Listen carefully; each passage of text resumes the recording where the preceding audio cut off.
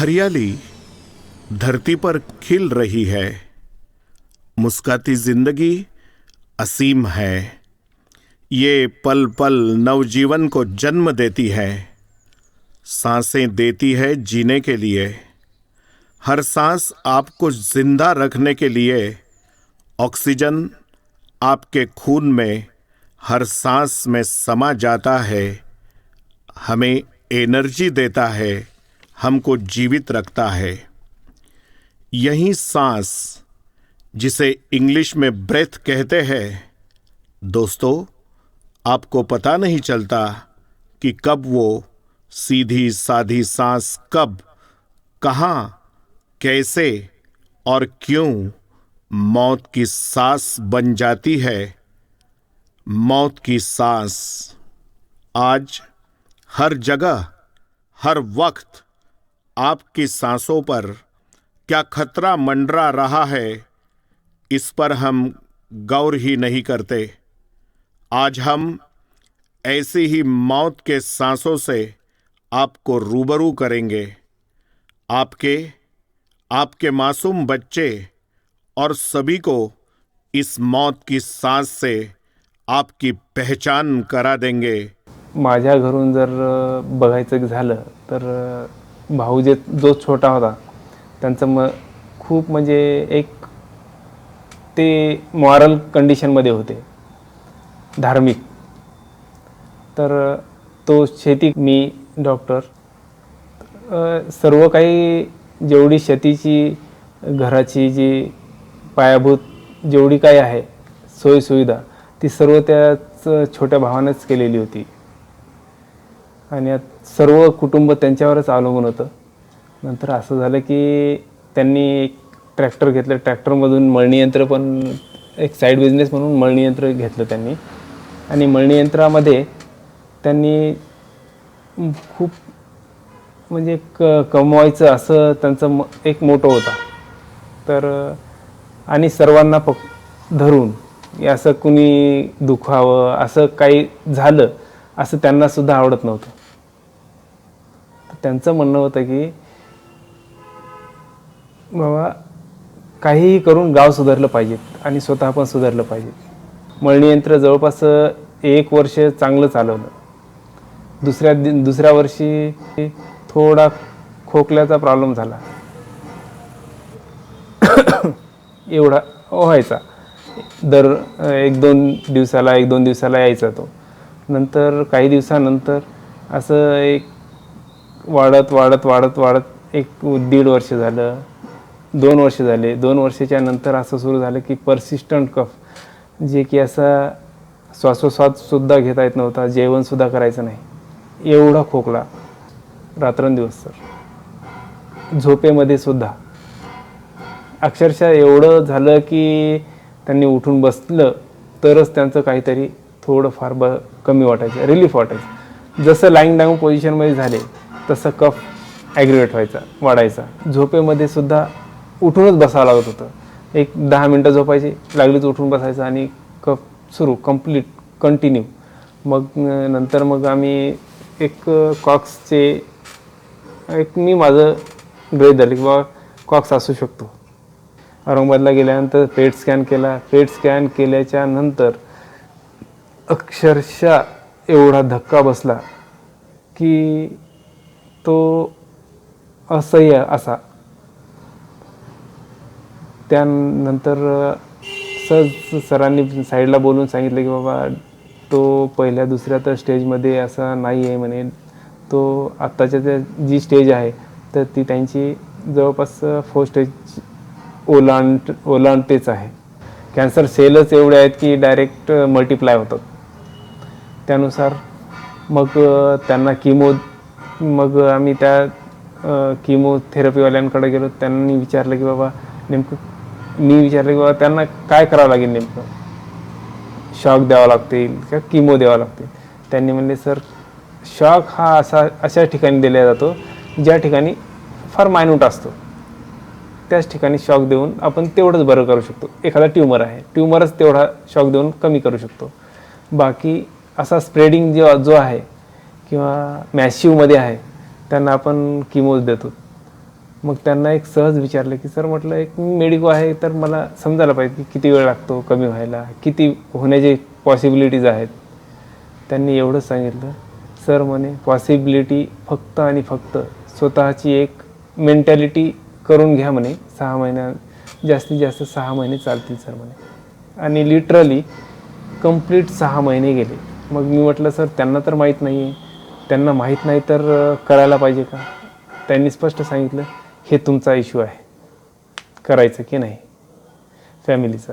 मग मीच स्वतःलाच सांगितलं हे केलं की मी एक होमिओपॅथिक आहे, मला मनामध्ये जे चालतं आहे ना त्याला खूप महत्त्व आहे त्या गोष्टीला. त्याच्यामुळं मी 3 महिने तर अक्षरशः सांगितलंच नाही त्यांना की तुम्ही काय करायला, काहीच नाही, जायचं नॉर्मल सलाईन द्यायचं वापस यायचं, एवढंच माहीत होतं त्यांना. मग काही दिवसानंतर असं झालं की मी बाहेर गेलो आणि त्यांनी ते साईन करायचा पेपर आणून दिला. त्याच्यावर ते साईन पेशंटची घ्यायची असती तर पेशंटची न देता मी मेडिको असल्यामुळे मी साईडला न्यायचो, त्यांची साईन मारून टाकायचं, घेऊन जा बाबा. पण एक वेळेस असं झालं की मी बाहेर जाणार आणि त्या सिस्टरने तो पेपर आणून दिला, याच्यावर तुम्हाला साईन करायची. आणि त्यांनी वाचून टाकलं सरळ कर्करोगासाठी जे काय किमो देत आहेत, सलाईन देत आहेत ते पचतील किंवा ॲडप्ट होतील न होतील हे त्याच्यासाठी साईन. मग त्यांनी दुसऱ्या दिवशी आल्यानंतर कर्करोग म्हणजे काय, कर्करोग म्हणजे काय, मी म्हटलं टी बी असं चालत राहिलं रात्रभर. मग सकाळी त्यांना सर्च मारलं गुगलवरती आणि त्यांनी बघितलं की कर्करोग म्हणजे काय. सरळ सरळ त्यांनी सांगितलं कॅन्सर सेल म्हणजे कर्करोग. आता त्यांनी स्पष्ट विचारलं, त्यांनी बोलवलं मला, म्हणले नेमकं काय आहे ते सांगा. की कर्करोग म्हणजे कॅन्सर हे मला समजलं म्हणले, पण कुठल्या स्टेजला असतं त्याला स्टेज असतात म्हणे. त्यांनी गुगलवर पूर्ण सर्च केलं. मग त्याच्यानंतर मग म्हटलं यार, म्हटलं पहिल्या स्टेजमध्ये आहे, कमी होऊन जाते म्हटलं. त्या दिवशीपासून मानसिकता ढासळली आणि खरं तर त्या दिवशीपासूनच त्यांचं डिग्रेडेशन सुरू झालं. 3 महिने एकदम मेंटली स्ट्रॉंग होते, त्याच्यानंतर मग डिग्रेडेशन सुरू झालं. हळूहळू मेंटली एकदम म्हणजे खूपच खचून गेले.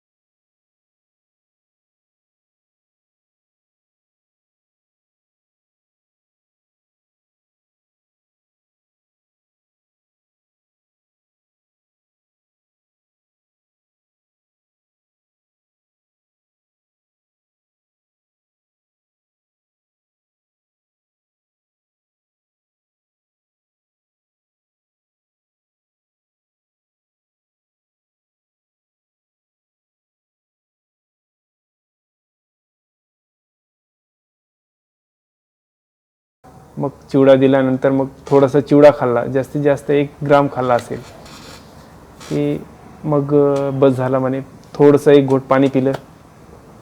वडिलांना बोलता बोलता थोडंसं वडिलांनी डिस्टन्स दिलं मिसेस आणि मिस्टरमध्ये, की मग तेवढ्यामध्येच त्यांनी मिसेसच्या मांडीवर आपले प्राण ज्योत एकदम कंप्लीट मालवली.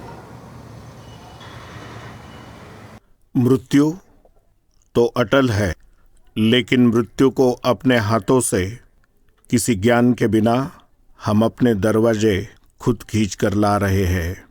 खाने की चीजों से हम कैंसर अपनाते हैं, जैसे हल्दी में पीले कलर की मिलावट, रेड चिली चटनी में लाल कलर की मिलावट, चाय पत्ती में लकड़ी पाउडर के साथ कलर की मिलावट, बनावटी दूध, पेस्टिसाइड्स, फर्टिलाइजर्स, पाकिटों में मिलाए जाने वाले प्रिजर्वेटिव्स, टाल्कम पाउडर में मिलावट, फेस क्रीम, टोबैको, गुटखा, पान मसाला, बीड़ी, सिगरेट, ड्रग्स, प्लास्टिक में खाद्य पदार्थ, टेस्टिंग पाउडर, अजीनोमोटो, ऐसे पदार्थों के खतरे हमारे इर्द गिर्द हमेशा रहते हैं, जिसे हम नज़रअंदाज करते हैं और कैंसर का शिकार बनने चले जाते हैं. बिना अवेयरनेस के हम कैंसर के अस्पतालों की बेडों पर पेशेंटों की भरमार कर रहे हैं. साथ ही जो बड़ी सेफ हम खाते हैं उसका हरा रंग, बूंदी में मिलाए जाने वाले लाल, हरे और पीले रंग, शक्कर जिसमें गंधक और सल्फर का मिश्रण होता है, उससे कैंसर होता है. आटा चक्की से बना हुआ आटा, ईंट भट्टी, सीमेंट के कारखाने, सीमेंट के गोदाम, सीमेंट के shops, talcum powder, cotton dust, इस तरह के बहुत सारे माध्यमों से कैंसर हमारे तक पहुंच रहा है. व्हीकल पोल्यूशन ये सबसे बड़ा कारण भी है. बेंजीन, जिसका केमिकल फॉर्मूला है C6H6, टैलिन C7H8, ये भी कैंसर को बुलावा देते हैं. बेंजीन 40 ppm की मात्रा से अगर बढ़ जाता है तो ल्यूकेमिया, ब्लड कैंसर की संभावनाएं बहुत बढ़ जाती है. पॉलीसाइक्लिक एरोमेटिक हाइड्रोकार्बन, ये भी इस तरह का धुआं है जो हमें कैंसर की ओर लेके जाता है. Long exposure digest exhaust cancer, ये भी एक बहुत बड़ा घातक राक्षस बना है. आपके घर में इन्वर्टर बैटरी हो तो ये बात याद रखें, इससे खतरनाक और जानलेवा जहरीली गैस निकलती जिससे कैंसर होता है. आप अगर अगरबत्ती जलाते हैं तो उससे जहरीली गैस निकलती है. जितनी ज़्यादा और तेज सुगंध आएगी उतनी ही जहरीली गैस उससे निकलती है, जिससे आपको कैंसर जैसी बीमारियां को न्योता देने जैसा है. सुबह की हल्की हवा में ऑक्सीजन भरपूर मात्रा में होता है. धूप बत्ती या मॉस्किटो रिपेलेंट या मच्छरों को भगाने वाले कॉइल, ऐसे अगरबत्ती के जहरीले धुएं, जहरीली गैस आपके फेफड़ों में समाने लगते हैं, जिसके कारण फेफड़ों का कैंसर होने का आसार नजर आता है. अगरबत्ती सिगरेट के धुएं से ज़्यादा खतरनाक है, जिसमें पाए जाने वाले poly aromatic hydrocarbon asthma, cancer, sir दर्द और खांसी बीमारियों का कारण बन सकते हैं। इसमें मौजूद जैसे नाइट्रोजन और सल्फर डाइऑक्साइड, कार्बन मोनोऑक्साइड लगातार धुएं से दिल की कोशिकाएं सिकुड़ने लगती है। आंखों की रोशनी, स्किन एलर्जी, श्वसन का कैंसर हो सकता है। दोस्तों, ये उदाहरण से आप खुद ही तर्क लगा सकते हैं कि जहरीली धुआं कहाँ कहाँ बनता है। जैसे दोस्तों, त्योहारों और जीत की जश्न में सारे पटाखे जलाए जाते हैं, जिससे खतरनाक धुआं निकलता है, जिसमें sulphur, copper, cadmium, lead, magnesium, sodium, zinc nitrate जैसे घातक रसायनों का मिश्रण होता है। लेड, सल्फर जैसा धुआं फेफड़े, आंखों में जाने से कैंसर जैसी कई खतरनाक बीमारियां होती है। डस्ट का दूसरा नाम ही मौत है। सीधी सादी धूल में और रास्तों के साइलेंसर की पाइप दुनिया का कैंसर फैलाने का सबसे बड़ा हथियार है। ऑटो रिक्शा और अन्य गाड़ियों के साइलेंसर बच्चों के नाक के बहुत ही करीब होते हैं। ऐसे में यह धुआं बच्चों के फेफड़ों में लेड सल्फर के कई घातक कण समा देता है और किसी को पता भी नहीं चलता कि उसको किस गाड़ी के धुएं से कैंसर हुआ है। शायद ये आपकी गाड़ी तो नहीं है। ऐसे जहरीले गैसों के कारण स्ट्रोक, मेमोरी लॉस्ट यानी याददाश्त कमजोर होना, हर साल 70 लाख लोगों की मौत वायु प्रदूषण से होती है। हवा का हर कण भारतीयों के लिए जहर बना है। 2019 में 1.66 मिलियन 16,60,000 लोग भारत में वायु प्रदूषण से मौत के घाट उतरे हैं। PM 2.5 पेरिकुलेट मैटर हवा में घुलने वाला एक छोटा पदार्थ है। WHO यानी वर्ल्ड हेल्थ ऑर्गेनाइजेशन के अनुसार PM 2.5 का सालाना स्तर 10 माइक्रोग्राम घनमीटर रहना चाहिए, जो गाजियाबाद में 10 गुना ज़्यादा यानी 110.2 माइक्रोग्राम प्रति घनमीटर है। दोस्तों, गुजरात के गोधरा के क्वार्ट्ज और स्टोन क्रशिंग इंडस्ट्री के 238 कामगारों की मौत ग्लास फैक्ट्री में ग्लास डस्ट से हुई थी।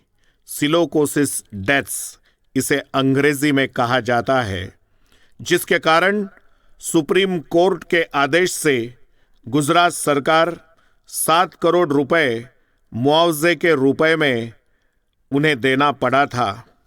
ग्लास डस्ट, ग्लास की धूल में सिलिकॉन यह केमिकल जो पृथ्वी पर ऑक्सीजन के बाद के सबसे अधिक पाया जाने वाला तत्व है।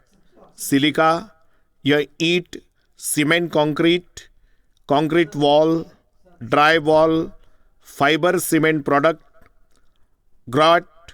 Granite, shotcrete, mortar, paints, plaster, rock, रेती, जमीन, स्टोन, पत्थर, granite, limestone, quartzite, sandstone, shale, slate, tile, silica dust से सिलिका स्टोन कैंसर जैसे बीमारी होती है। किसी भी डस्ट में सिलिका हो सकती है।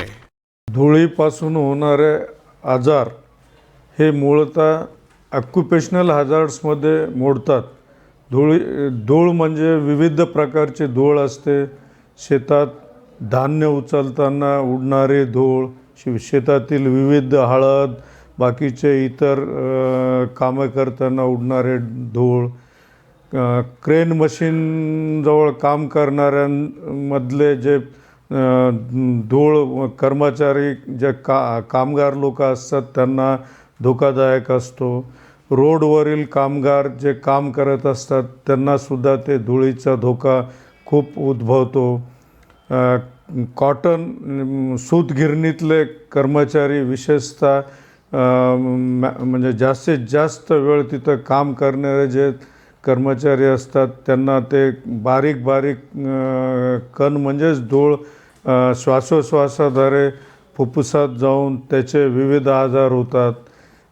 ग्लास फॅक्टरीमध्ये, काचेच्या फॅक्टरीमध्ये काम करणारे कर्मचारी त्यांनासुद्धा काचेचा बारीक बारीक पार्टिकल धूळ या माध्यमातून आपल्या श्वासोश्वासाद्वारे फुफ्फुसामध्ये जातात.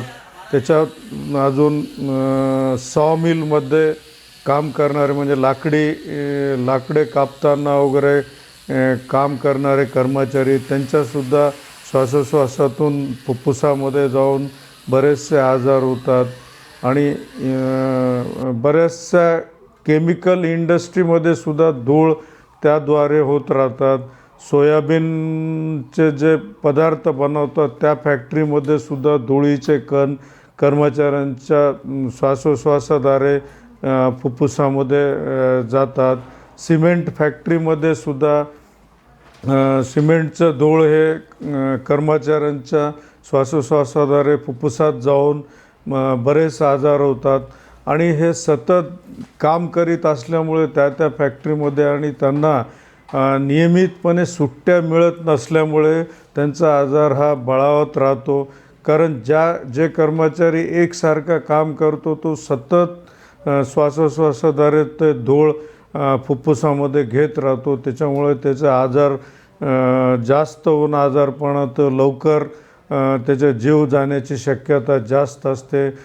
जसा बंधूला कॅन्सर झाला असं ऐकलं त्या दिवशीपासून असं वाटतं की सर्वात जास्त जर काम करण्याचं काम आहे तर मेडिकल फील्डनुसार तर फक्त आणि फक्त कॅन्सर आहे.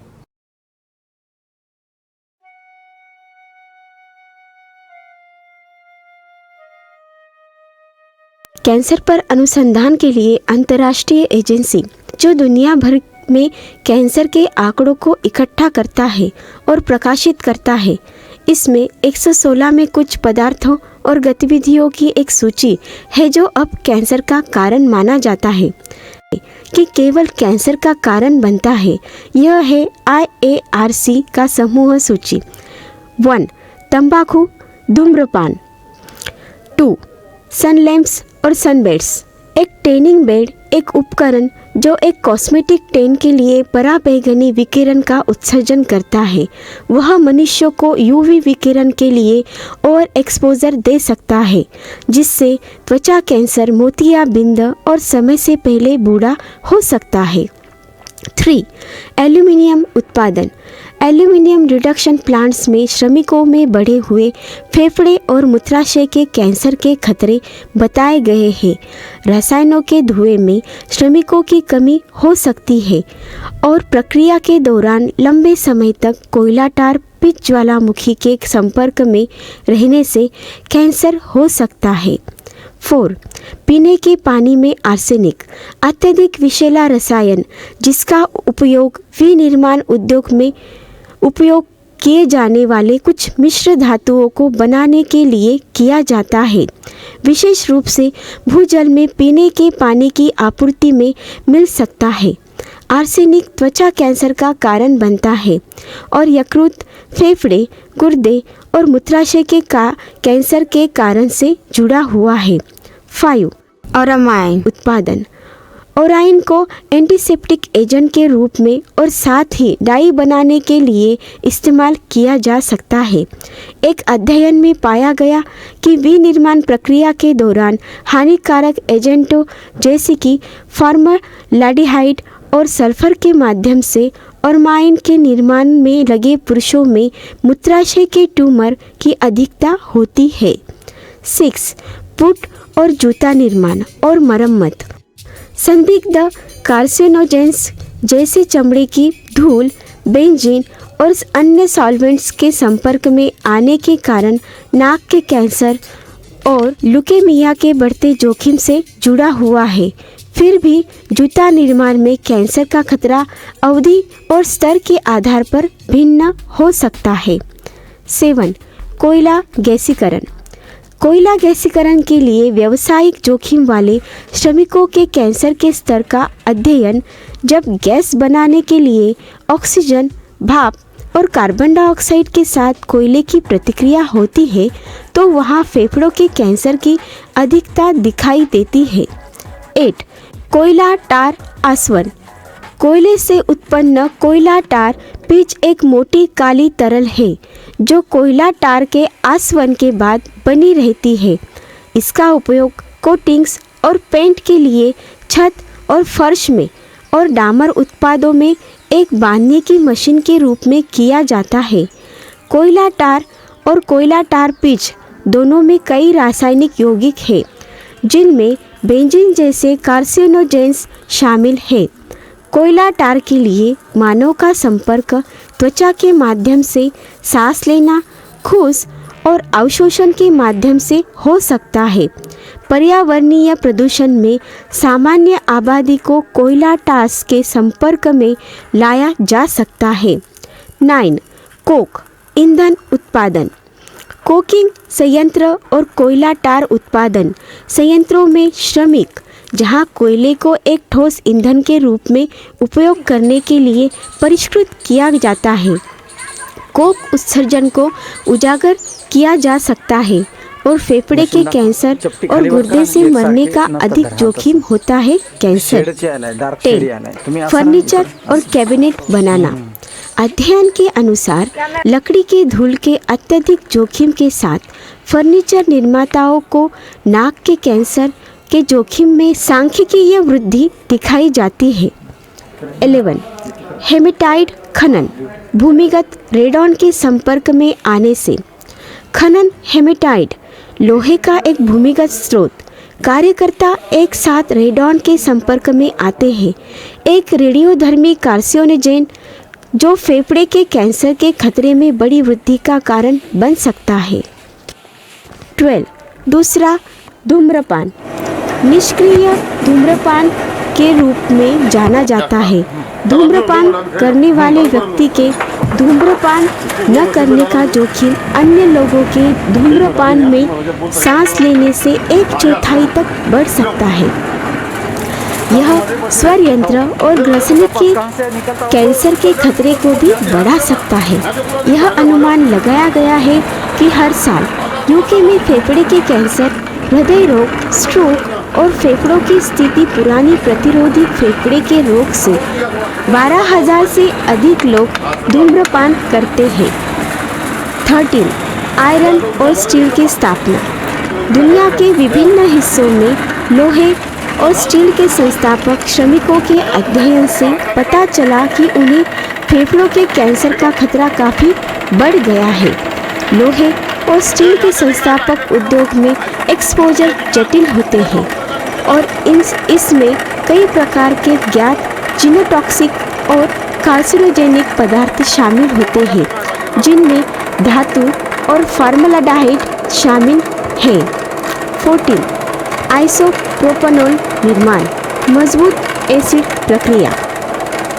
आइसोप्रोपेनॉल निर्माण उद्योग में लोगों को डाइसप्रोपिल सल्फेट, आइसोप्रोपिल तेलों और सल्फ्यूरिक एसिड जैसे संदिग्ध कार्सिनोजेनेस के संपर्क में आने से कैंसर विकसित होने का खतरा बढ़ सकता है।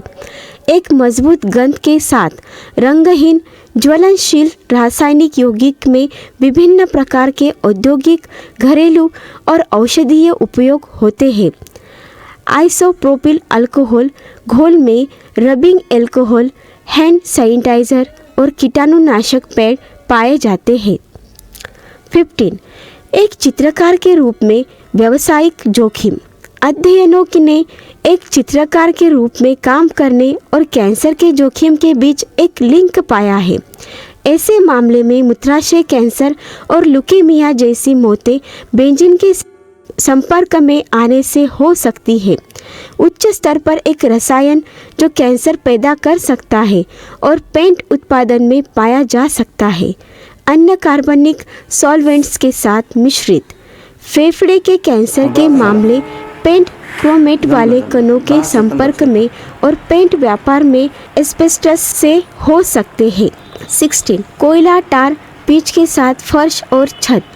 कोयला टार पिच के साथ फर्श में कई रासायनिक यौगिक शामिल हो सकते हैं, जिसमें कार्सिनोजन जैसे बेंजीन शामिल है। 17. रबर उद्योग। कुछ पेड़ों से लेटेक्स के रूप में मुख्य रूप से तैयार किए गए स्ट्रेचिंग सामग्री के निर्माण की प्रक्रिया रसायनों के कारण होने वाले कैंसर के विकास का खतरा पैदा कर सकती है। रबर उद्योग में श्रमिकों के साथ अध्ययन करने वाले अध्ययनों से पता चला कि उन्हें मूत्राशय के कैंसर, फेफड़े के कैंसर और ल्यूकेमिया जैसे कैंसर होने की अधिक संभावना थी। 18. सल्फ्यूरिक एसिड युक्त मजबूत अकार्बनिक एसिड मिश्र के व्यावसायिक जोखिम। सल्फ्यूरिक एसिड वाष्प के संघनन द्वारा गठित तरल एरोसोल जो अत्यधिक संक्षारक होता है, फेफड़ों के कैंसर होने का एक उच्च जोखिम पैदा कर सकता है। 19. प्राकृतिक रूप से एफ्लाटॉक्सिन का मिश्रण होता है। कवक की कुछ प्रजातियों द्वारा उत्पादित ऐसे विष सबसे अधिक ज्ञात कार्सिनोजेनिक पदार्थों में से है और यकृत कैंसर के बढ़ते जोखिम से जुड़ा हुआ है। 20. मादक पेय। मादक पेय पदार्थों का सेवन स्तन, कोलोरेक्टल, स्वर यंत्र, यकृत, अन्न प्रणाली, मौखिक गुहा और ग्रसनी कैंसर का कारण है और अग्नाशय के कैंसर के संभावित कारण के रूप में IARC द्वारा वर्गीकृत है। 21. Areca nut. अरेका नट एक हल्का उत्तेजक कॉफी के समान सुपारी के साथ चबाया जाता है। यह मुंह और ओसोफेजियल कैंसर के जोखिम को बढ़ाने के लिए जाना जाता है। 22. तंबाकू के बिना बेड फीड। एशिया के लिए एक पत्ता देशी है। एक उत्तेजक के रूप में एरेका नट के साथ चबाया जाता है और इससे मुंह के कैंसर का खतरा बढ़ सकता है। तंबाकू के साथ सुपारी बेताल मुंह के कैंसर का खतरा बढ़ा सकती है। 23. कोयला टार पींचे। इस मोटे काले तरल में कई रासायनिक यौगिक होते हैं जिनमें बेंजीन जैसे कार्सिनोजेंस शामिल है। 24. कोयला टार। कोयला टार कोक उत्पादन का एक द्वि उत्पाद जिसमें बेंजीन सहित कई रासायनिक यौगिक शामिल है। 25. कोयले के घरेलू दहन से इंडोर उत्सर्जन। कोयला खनिकों में कैंसर के प्रसार के कारण सार्वजनिक चेतना में सबसे प्रसिद्ध कार्सिनोजेंस में से एक है। यह एक जोखिम है। अगर पुराने ज़माने के कोयले से जलने वाली आग से कोयले की धूल अंदर जाती है। 26. डीजल निकास। डीजल आंतरिक दहन इंजन द्वारा उत्पादित निकास धुएं से कैंसर का खतरा होता है। IARC द्वारा कार्सिनोजेनिक के विभिन्न स्तरों पर डीजल तेल के 30 से अधिक घटकों को सूचीबद्ध किया गया है। 27. खनिज तेल अनुपचारित और हल्के ढंग से व्यवहार किया जाता है। विश्व स्वास्थ्य संगठन मनुष्य के समूह एक कार्सिनोजेंस के रूप में अनुपचारित या हल्के उपचारित खनिज तेलों का वर्गीकरण करता है।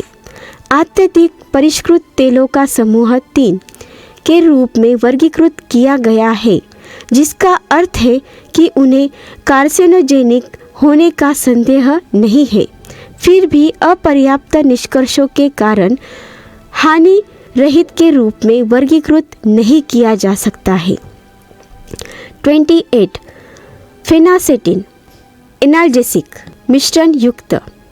इस दर्द पर अध्ययन और बुखार को कम करने वाली दवा अब कुछ देशों में प्रतिबंधित। इस रोगियों में गुर्दे, श्रोणि और अन्य मूत्र संबंधी ट्यूमर के साथ जोड़ते हैं। 29 पौधों में अरिस्टोलोचिक एसिड होता है। सदियों से चीनी हर्बल दवा में इस्तेमाल किया जाता है। इस पौधे का अर्क गुर्दे की बीमारी और यूरोटेलियल कैंसर का कारण बनता है। 30 पॉलीक्लोराइनेटेड बाइफिनाइल PCB। मनुष्यों में PCB के अध्ययन से मेलानोमा, यकृत कैंसर, पित्ताशय कैंसर, पित्त नलिका कैंसर, जठरांत्र संबंधी मार्ग के कैंसर और मस्तिष्क कैंसर की दर में वृद्धि हुई है और यह स्तन कैंसर से जुड़ा हो सकता है। PCB जानवरों में विभिन्न प्रकार के कैंसर का कारण बनता है। 31 चीनी शैली की नमकीन मछली। नमक, मीठ और मछली या मसालेदार खाद्य पदार्थों में बहुत अधिक मात्रा में आहार, जो एशिया और उत्तरी अफ्रीका के कुछ हिस्सों में अधिक आम है, नासोफेरिंजियल कैंसर के खतरे को बढ़ा सकते हैं, जो ऊपरी हिस्सों से संबंधित है। नाक के पीछे का गला। ये खाद्य पदार्थ नाइट्रेट्स और नाइट्राइट्स में बहुत अधिक हो सकते हैं, जो प्रोटीन के साथ नाइट्रोसमीन बनाने के लिए प्रतिक्रिया करते हैं। ये रसायन DNA को नुकसान पहुंचा सकते हैं।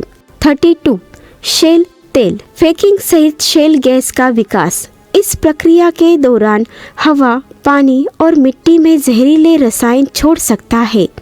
फ्रैकिंग में उपयोग किए जाने वाले रसायन चिंता के रूप में जाने जाते हैं, कैंसर में बढ़ते जोखिम से जुड़े हुए हैं।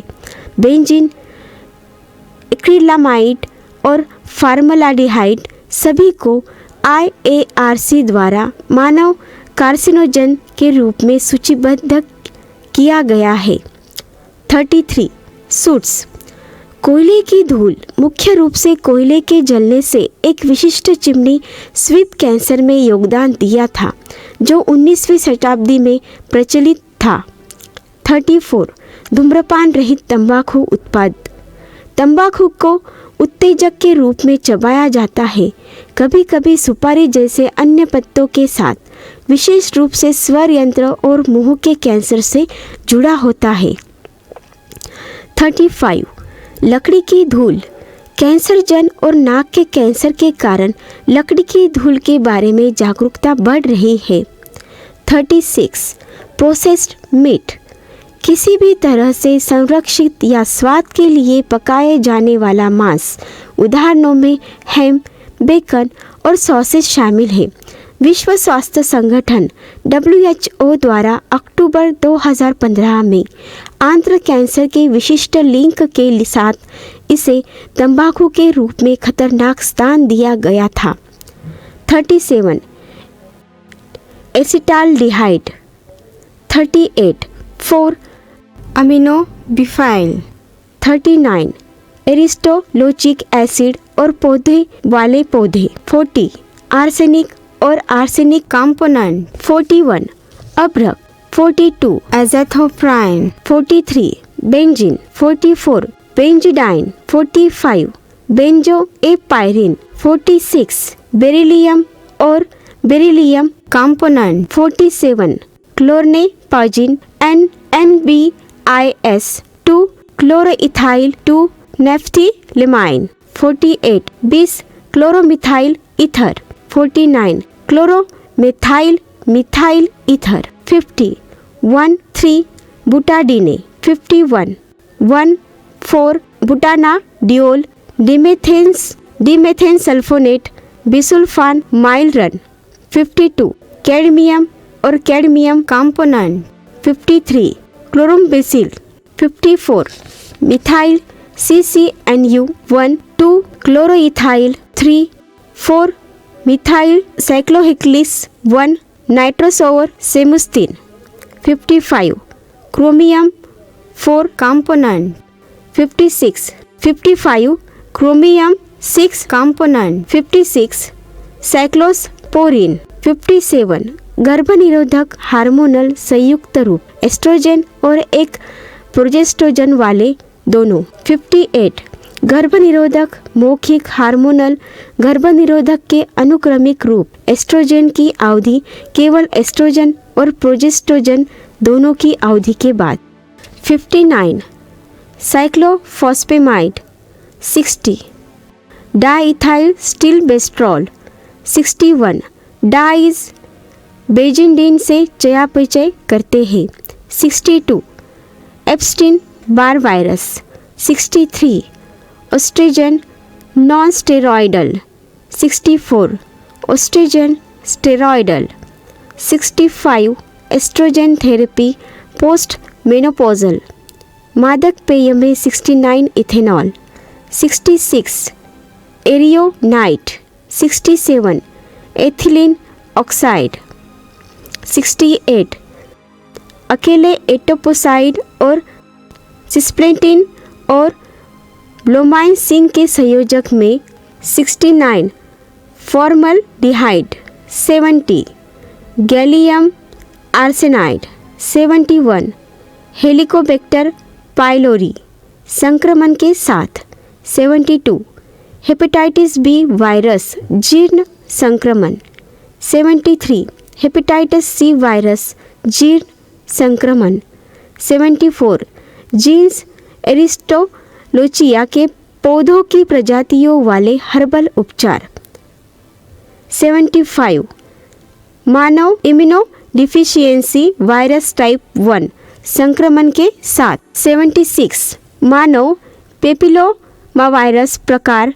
16, 18, 31, 33, 35, 39, 45, 51, 52, 56, 58, 59 और 66, 77 मानव T cell lymphotropic virus type 1, 78 melphalan, 79 मेथॉक्सालिन 8 मेथॉक्सीपोरलेन plus पराबैंगनी ए विकिरण, 80 4 मेथिलीन BIS 2 क्लोरोअनिलाइन MOCA, 81 MOPP और अन्य संयुक्त कीमोथेरेपी जिसमें अल्काइलेटिंग एजेंट शामिल है, अल्किलेटिंग एजेंट शामिल है, 82 सरसों गैस सल्फर सरसों,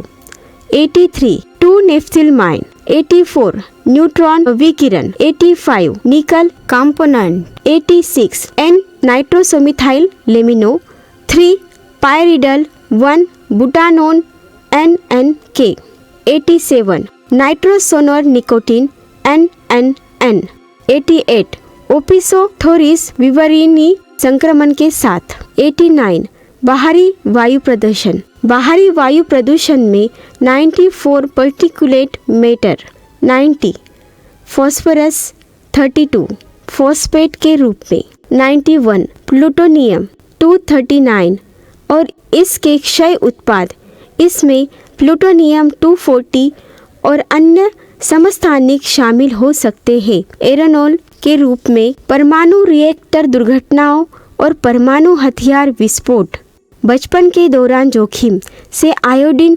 131 सहित 97 रेडियो आयोडीन अल्पकालिक isotope, 92 radio nuclides alpha radiation आंतरिक रूप से जमा, 93 रेडियो न्यूक्लाइड बी कण उत्सर्जन आंतरिक रूप से जमा, 94 रेडियम 224 और इसके क्षय उत्पाद, 95 रेडियम 226 और इसके क्षय उत्पाद, 96 रेडियम 228 और इसके क्षय उत्पाद, 97 रेडॉन 222 और इसके क्षय उत्पाद, 98 शिस्टोसोमा हेमेटोबियम संक्रमण के साथ, 99 सिलिका क्रिस्टलीय व्यावसायिक स्रोतों के कॉर्टस या क्राइस्टोब्लाइट के रूप में सांस लेना, 100 सौर विकिरण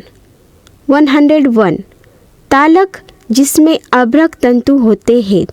102 2, 3, 7, 8 टेट्रा क्लोरोडिबेंजो पेरा डाइऑक्सिन। 103 थियोटिपा फॉस्फिनोथियोलिडिन ट्रिसाजिडिन।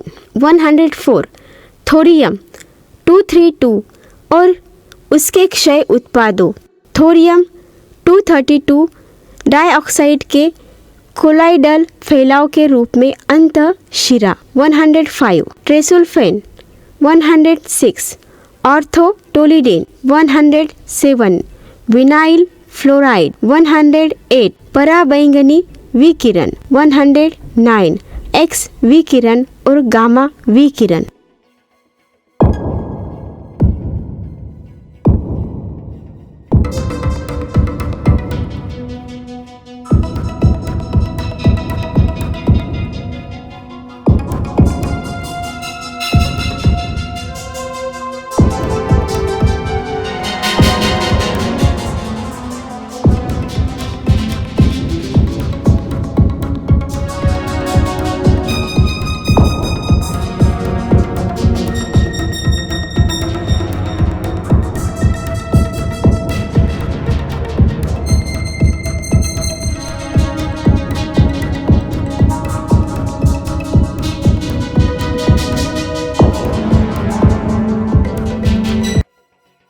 रास्ते पर फेंके ग्लास की सूक्ष्म धूल भी बच्चों के नाक के करीब होती है।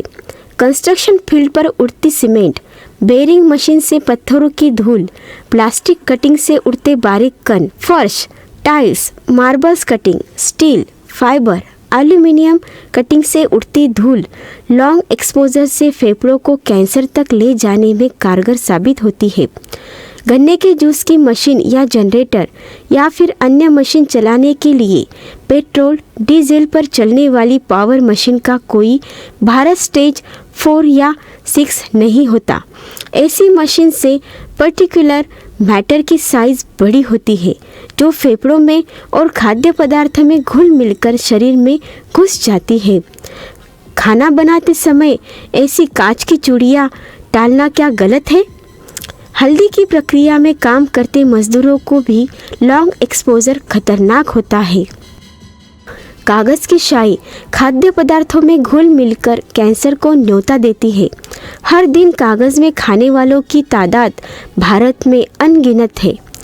बुढ़ी के बाल जो एक मिठाई है, यह कलर जितना सुंदर दिखता है उतना ही जानलेवा है। जितना बालों में लगाने वाला कलर या hair dryer, nail dryer. Mobile phone का रेडिएशन खतरनाक है। रात में दूसरे रूम में रखना ही ब्रेन ट्यूमर, ब्रेन कैंसर को दूर रख सकता है। मोबाइल टावर घर से 400 मीटर यानी 1200 फीट की दूरी पर रखना ही उचित है, जो ब्रेन कैंसर से बचने का एकमात्र रास्ता है। रंगोली की डस्ट का हर दिन इस्तेमाल ज़रूरी है क्या?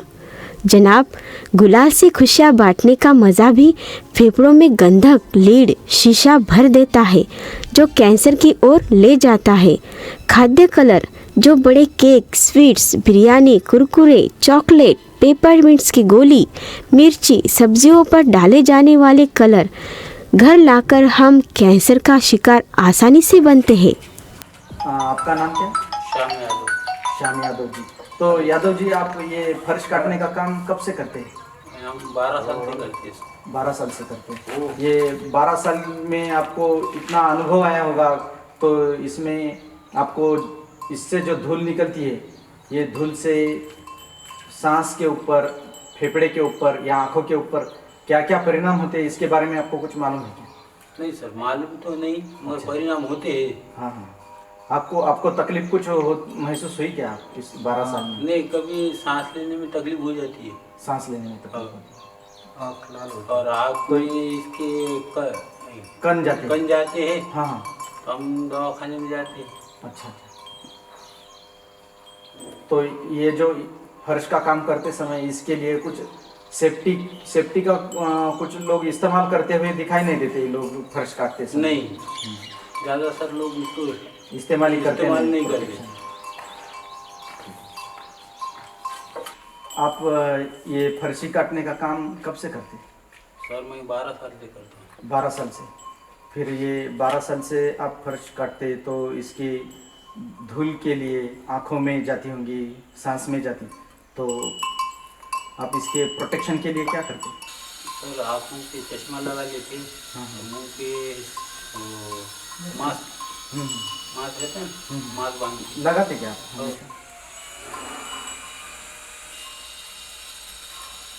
इसके साइड इफेक्ट तो हमारे को पता नहीं, मगर हमारी सेफ्टी के लिए करना पड़ता है।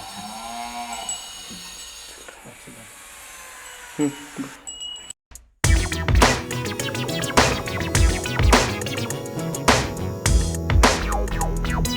से नो टू प्लास्टिक मिलके बंदी लाएंगे ड्रास्टिक। से नो टू प्लास्टिक मिलके बंदी लाएंगे ड्रास्टिक। कैंसर का कारण प्लास्टिक है, ये बच्चों को देंगे सीख। भोजन पानी को प्लास्टिक यूज करने की ना करे मिस्टेक। से नो टू प्लास्टिक मिलके बंदी लाएंगे ड्रास्टिक। से नो टू प्लास्टिक मिलके बंदी लाएंगे ड्रास्टिक।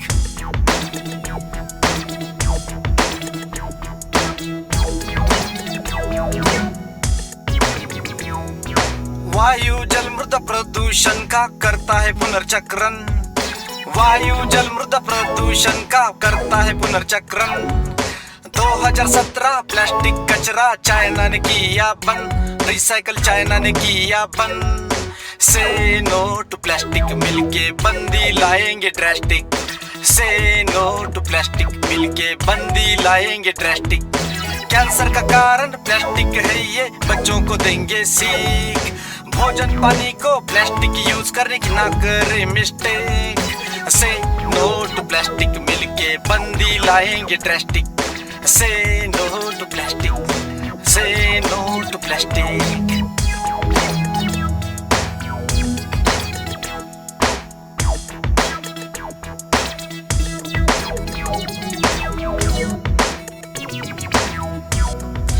अटूट टुकड़ों को महीन कणों को खाना समझ प्लास्टिक खा गए।